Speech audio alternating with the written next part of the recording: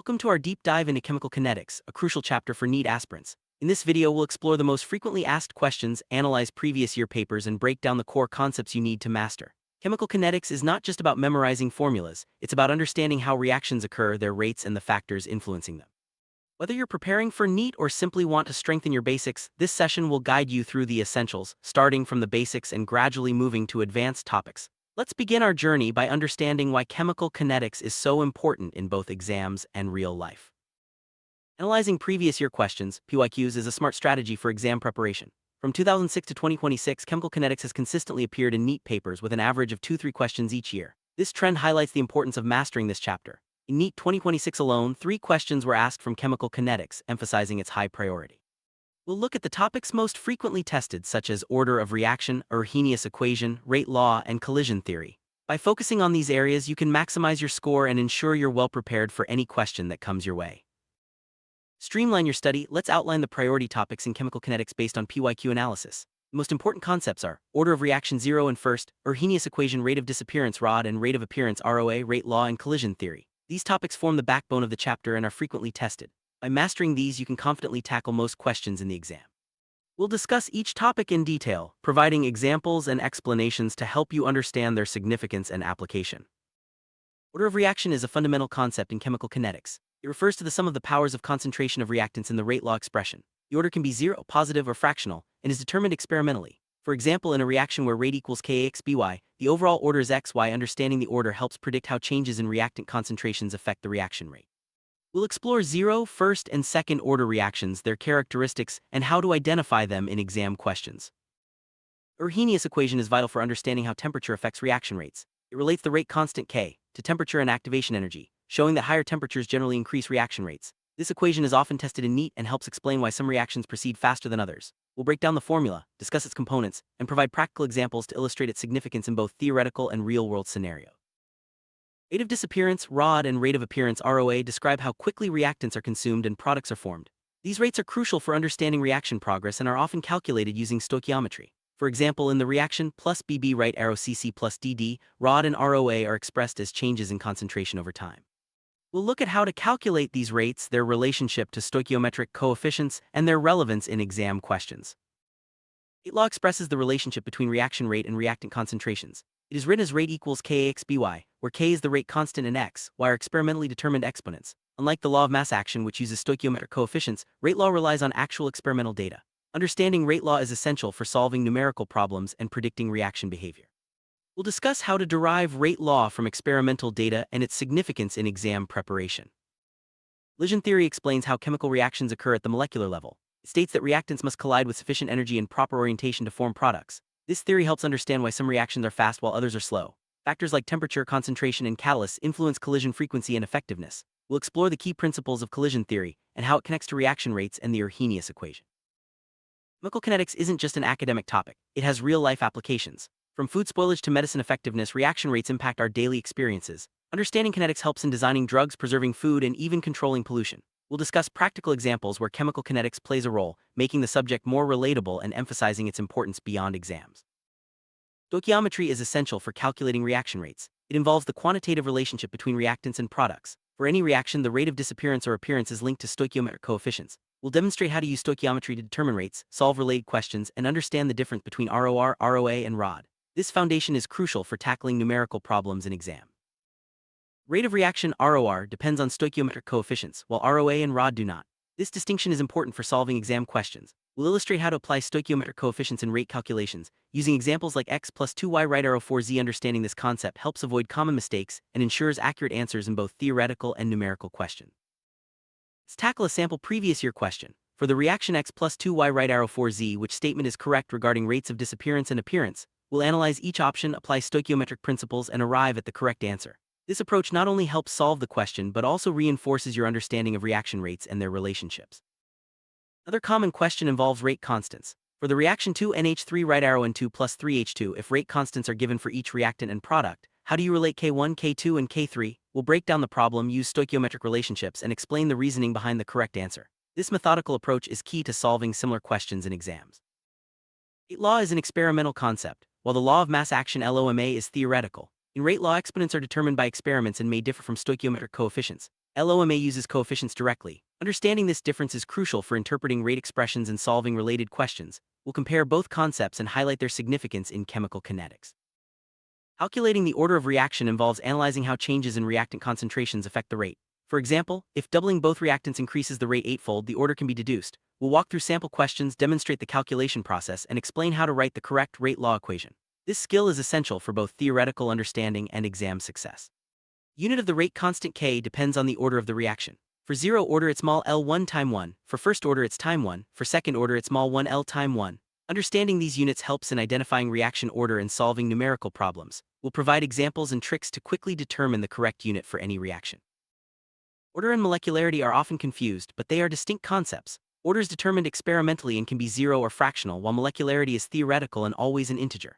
Molecularity refers to the number of reacting species in an elementary reaction. We'll clarify the differences, provide examples, and explain why understanding both is important for exams. Elementary reactions occur in a single step, and their rate law exponents match stoichiometric coefficients. For example, in 2a plus b right arrow c, the rate law is rate equals Ka2b1. These reactions follow the law of mass action. We'll discuss how to identify elementary reactions, their characteristics, and their relevance in exam questions. Complex reactions involve multiple steps, each with its own molecularity. The overall molecularity is meaningless, but the slowest step, called the rate-determining step (RDS), controls the reaction rate. We'll explore how to write rate laws for complex reactions, identify the RDS, and solve related exam questions. Understanding mechanisms is key to mastering advanced chemical kinetics.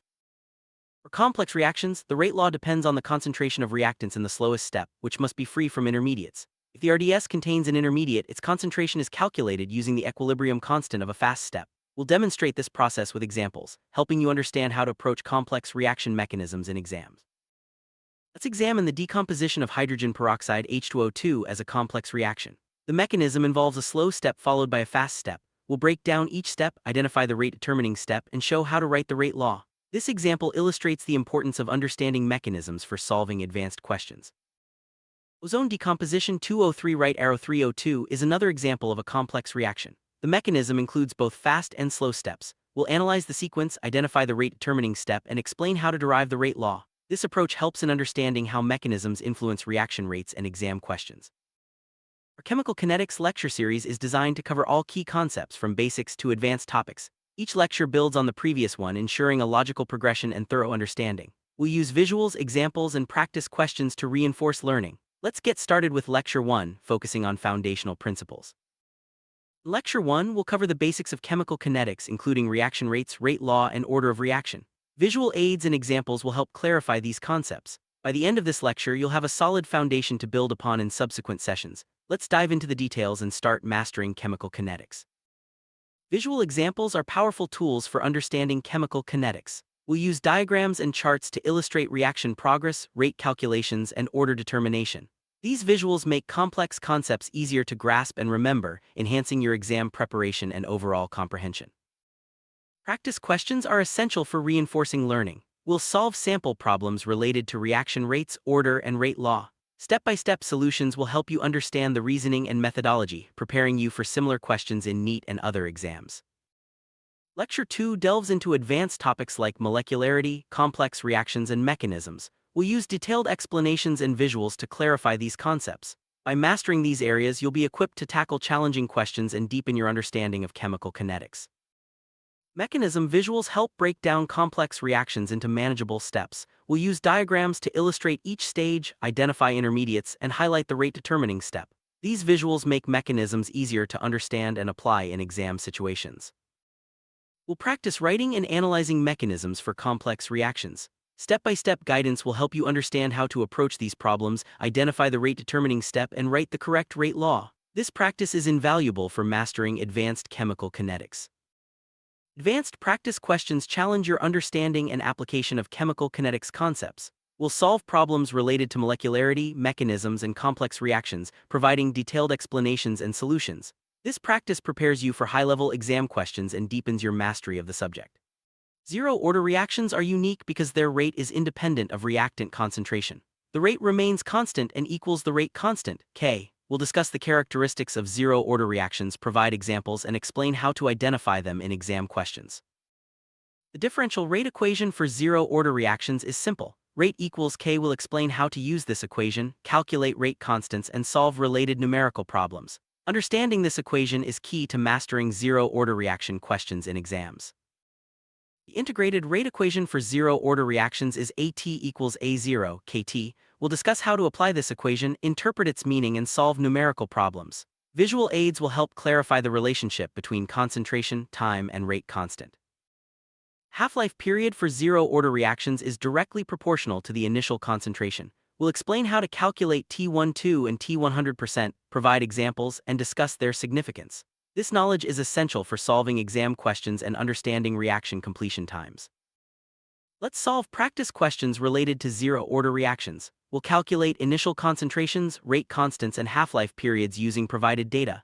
Step-by-step solutions will reinforce your understanding and prepare you for similar exam questions. First-order reactions are those where the rate is directly proportional to reactant concentration. We'll discuss their characteristics, provide examples, and explain how to identify first-order reactions in exam questions. This foundation is crucial for mastering chemical kinetics.